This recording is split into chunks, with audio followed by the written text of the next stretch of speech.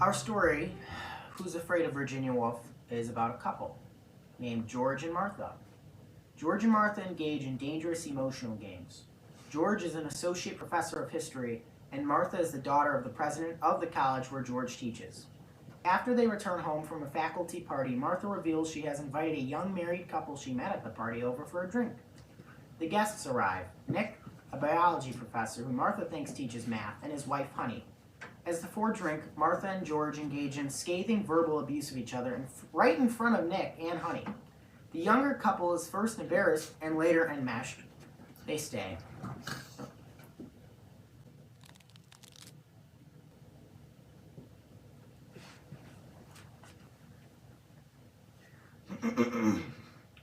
Martha taunts George aggressively, and he retaliates with his usual passive aggression.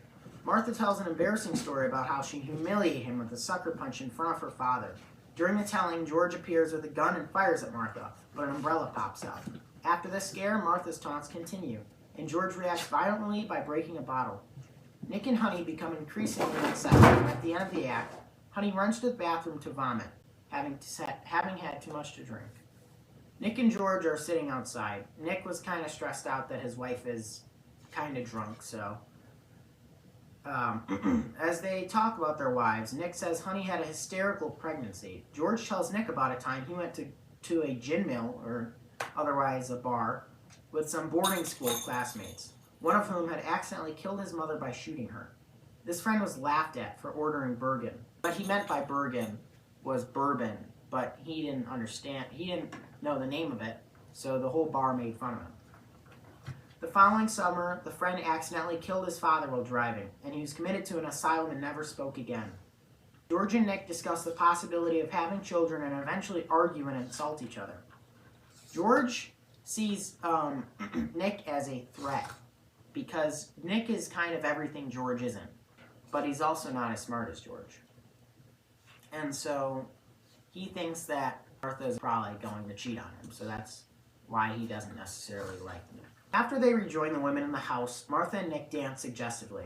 Martha also reveals the truth about George's creative writing escapades. He had tried to publish a novel about a boy who had accidentally killed both of his parents, with the implication that the deaths were actually murder, but Martha's father would not let it be published. George responds by attacking Martha, but Nick separates them. George suggests a new game called Fungos amo cum sepisec anis lego minibus versum boni sibiamans, et haec vox diamonium emsurientem me facit. George suggests a new game called Get the Guests. George insults and mocks Honey with an extemporaneous tale of the mousie, who tooted brandy, immodesty, and spent half her time in the upchuck.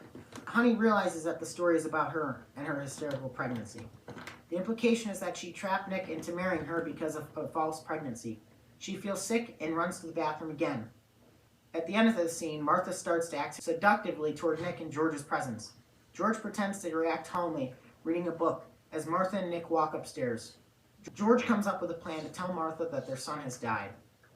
This is because he's extremely angry at Martha and feels that he must have a rebuttal to their game of betrayal. And the act ends with George eagerly preparing to tell her. And then there's a new scene. Martha appears alone in the living room, shouting at the others to come out from hiding. Nick joins her.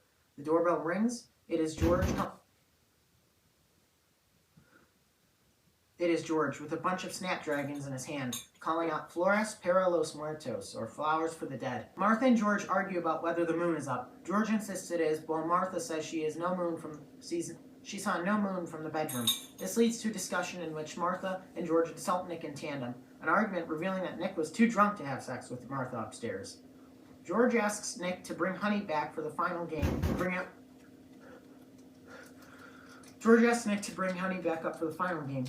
up Baby. George and Martha have a son about whom George has repeatedly told Martha to keep quiet. George talks about Martha's overbearing attitude toward their son. He then prompts her for her recitation, in which they describe, in a bizarre duet, their son's upbringing. Martha describes their son's beauty and talents, and then accuses George of ruining his life.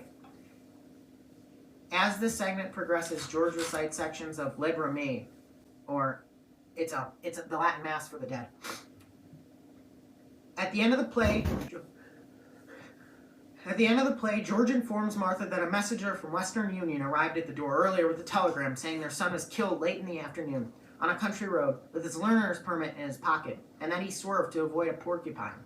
The description matches that of the boy in the gin mill story told earlier. Martha screams, "You can't do that," and collapses. It becomes clear to the guests that George and Martha's son is mutually agreed on fiction. The fictional son is the final game the two have been playing since discovering earlier in their marriage that they are infertile. George has decided to kill him because Martha broke the game's single rule: never mention the son to others. Overcome with horror and pity, Nick and Honey leave. Martha suggests that they could invent a new imaginary child, but George forbids the idea, saying it was time for the game to end. The play ends with George singing "Who's Afraid of Virginia Woolf" to Martha, where then upon she says, "I am, George, I am." FBI!